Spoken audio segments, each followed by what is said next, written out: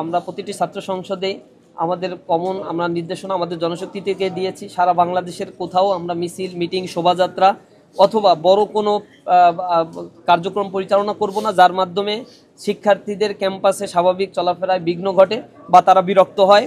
আমরা বলেছি আমরা প্রতিটা ক্যাম্পাসে যখন ছাত্র সংসদ নির্বাচনে আমরা বিজয় অর্জন করেছি, আমরা আমাদের পক্ষ থেকে শুকরানা নামাজ পড়েছি। আমরা ক্যাম্পাসের জন্য, শহীদদের জন্য এবং যারা জুলাই আন্দোলনে আহত হয়েছে, এই দেশের জন্য যাদের অবদান রয়েছে সবার জন্য আমরা দোয়া করেছি। আমরা শিক্ষার্থীদের নিয়ে সুন্দর একটি ক্যাম্পাস গড়ার জন্য অঙ্গীকারবদ্ধ প্রত্যয় করেছি। সুতরাং আমরা চাই যে আমাদের কাজের মাধ্যমে আমাদের এই বিজয়টাকে আমরা সেলিব্রেশন করতে চাই, উদযাপন করতে চাই। যারা এই সংসদ নির্বাচনে অংশগ্রহণ করেছিল, বিজিত হয়েছে, তাদের সবাইকে নিয়েই আমরা সামনে এগিয়ে যেতে চাই। আমরা অহমিকার বশবর্তী হয়ে এই ক্যাম্পাসে এককভাবে আমাদেরকে ছাত্ররা ম্যান্ডেট দিয়েছে, এজন্য আর কাউকে আমরা তোয়াক্কা করব না, অসহিষ্ণু হয়ে পড়ব, এটা আমাদের সংগঠনের স্বাভাবিক শিক্ষা নয়। আমাদের স্বাভাবিক শিক্ষা হচ্ছে এই সংগঠনের সৌন্দর্যই হচ্ছে পরমত সহিষ্ণুতা, সকলের সহাবস্থান। ক্যাম্পাসগুলোতে আমাদের শিক্ষার্থীরা যেভাবে চায়, আমরা যেভাবে ক্যাম্পাসকে দেখতে স্বপ্ন দেখি, আমরা শিক্ষার্থী বান্ধব সুন্দর একটি শিক্ষার পরিবেশ সমৃদ্ধ একটা ক্যাম্পাসকে গড়ে তোলার জন্য আমরা সর্বোচ্চ চেষ্টা করব।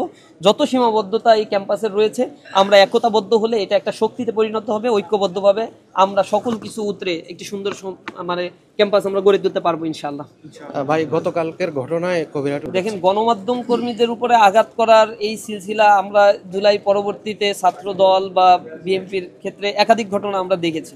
আমরা চট্টগ্রাম বিশ্ববিদ্যালয়ের ছাত্র সংসদ নির্বাচনে আমরা দেখেছি একজন সংবাদকর্মী তাকে যখন প্রশ্ন করছে, সে আবার ট্যাগিং দেওয়ার চেষ্টা করছে। ছাত্র দলের ওইখানে যে প্রার্থী ছিল তিনি ট্যাগিং দিয়ে বলছেন যে তোমার প্রশ্নের উত্তর দিব না, তুমি মিথ্যা তথ্য ছড়াও, মিথ্যা নিউজ করো। অথচ আমরা সেই গণমাধ্যমের ব্যাপারে জানি তারা বস্তুনিষ্ঠ সংবাদ প্রচার করে থাকে। এভাবে প্রতিটা জায়গায় গতদিন কবিরহাটে যে সাংবাদিকের উপর হামলা করা হয়েছে, এটা অত্যন্ত নিন্দনীয় এবং নেক্কারজনক একটি ঘটনা। এরকম স্বাধীন একটি বাংলাদেশে, স্বাভাবিক জুলাই পরবর্তী এরকম একটি বাংলাদেশে এই জাতীয় ঘটনা ঘটাতে পারে, আমরা এটা কল্পনাও করতে পারি না। আমরা প্রশাসনের দৃষ্টি আকর্ষণ করছি, আইন কেউ কারো হাত তুলে নিব না, কিন্তু প্রশাসন যদি যথাযথ ব্যবস্থা গ্রহণ না করে তাহলে সাধারণ মানুষকে সাথে নিয়ে যা জবাব দেওয়ার নিঃসন্দেহে সেই এলাকার মানুষেরা সেই জবাবগুলো দিবে। অতি শীঘ্রই আমরা সাংবাদিকের উপরে যিনি হামলা করেছেন তাকে অবশ্যই ক্ষমা চাইতে হবে। সাংবাদিকের আহত হয়েছেন, তার চিকিৎসার খরচ থেকে শুরু করে সার্বিক ব্যবস্থাগুলো গ্রহণ করতে হবে। এই ব্যাপারে আমরা প্রশাসনের দৃষ্টি আকর্ষণ করছি। ওইখানে যারা বিএনপির নেতৃবৃন্দ রয়েছে বা কেন্দ্রীয় নেতৃবৃন্দ যারা রয়েছে তাদের দৃষ্টি আকর্ষণ করছি, তারা যদি অব্যাহতভাবে সাংবাদিকদের উপরে এইভাবে আক্রমণ করতে থাকে, সেটা এই স্বাধীন চর্চার বাংলাদেশে কখনোই কাম্য নয়।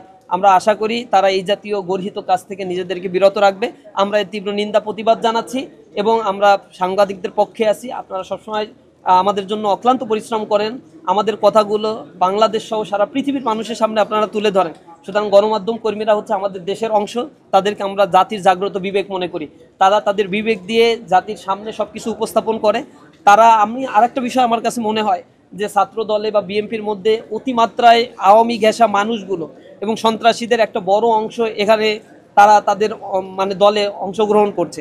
কারণ আওয়ামী ফ্যাসিবাদের সময় আন্দোলন সংগ্রাম আমরা তাদের মিছিলে এত লোক দেখি নাই, আমরা ক্যাম্পাসগুলোতেও তাদের এত লোক দেখি নাই। তারা যখন কমিটি দিয়েছে 119টা ঘটনা আমরা পেয়েছি যেখানে ছাত্রলীগ ছাত্র দলে অনুপ্রবেশ ঘটিয়েছে এবং তাদের কমিটিতে বলবৎ রাখা হয়েছে। এই অভিযোগে একাধিক মানুষের ছাত্রকে তারা আবার তাদের দল থেকে বহিষ্কারও করতে বাধ্য হয়েছে। সুতরাং আমার মনে হয় যে এখানে ছাত্রলীগের অনুপ্রবেশ ঘটার কারণে ক্যাম্পাসগুলোতে বা বিভিন্ন জায়গাগুলোতে সাংবাদিকের উপর হামলা, শিক্ষার্থীদের উপর হামলা, এগুলো বিচ্ছিন্ন কোনো ঘটনা না, এটা পরিকল্পিতভাবেই ঘটা হচ্ছে। এই ব্যাপারে বিএনপিকে সতর্ক থাকতে হবে, ছাত্র দলকে সতর্ক থাকতে হবে। আমরা যেন কোনো ফ্যাসিবাদের পক্ষের কোনো শক্তিকে অ্যাকোমোডেট না করি।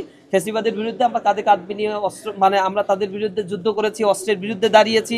সুতরাং আমাদের সেই বন্ডিংস এবং ঐক্যটা যেন আরও বেশি অটুট থাকে, দৃঢ় থাকে। এই ব্যাপারে সকলেই আরও বেশি প্রচেষ্টা অব্যাহত রাখবে ইনশাআল্লাহ।